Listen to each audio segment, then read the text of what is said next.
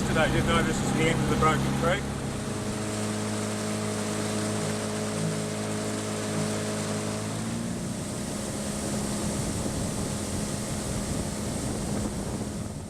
Yeah, the last 11 years at least have been pretty severe drought.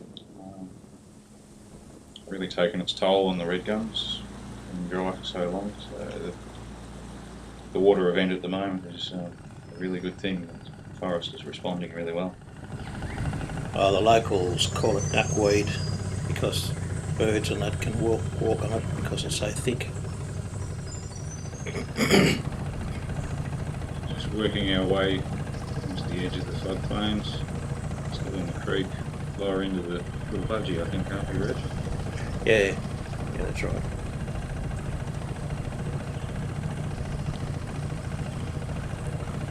We've got some beautiful trees in this area. Magnificent.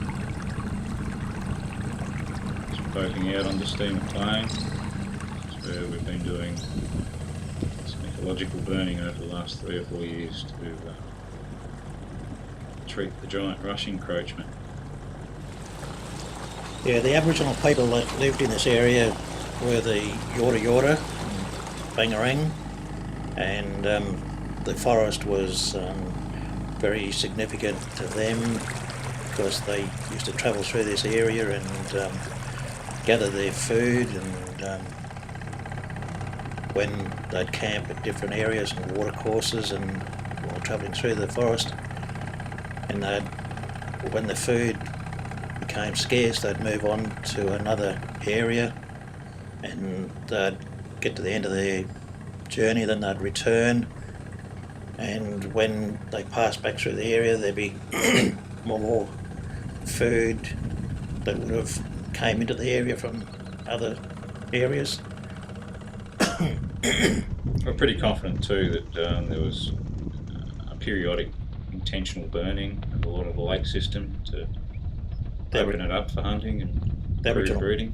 The Aboriginal people would have burnt a lot of this area and they would have, all this forest would have been more open plain area, more natural grasses, but over the years through logging and that, the gum trees have sort of become the dominant trees in the area, taking over the grass plains and stuff.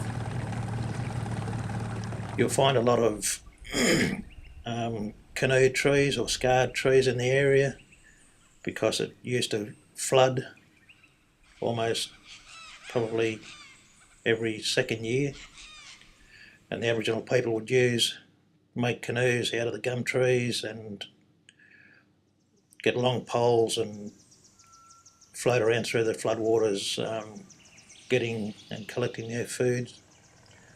There'd be a lot of turtles and fish, and that they'd be able to gather in their canoes. So it was a very important area to the Yorta people.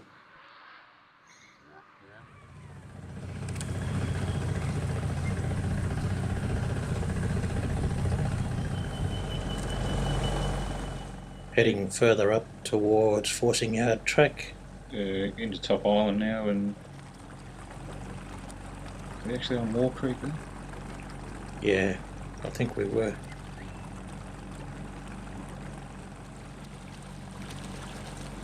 Even when it's dry, this particular area is fairly difficult to access, so it's a good opportunity to get in and see some areas that even we hadn't seen before.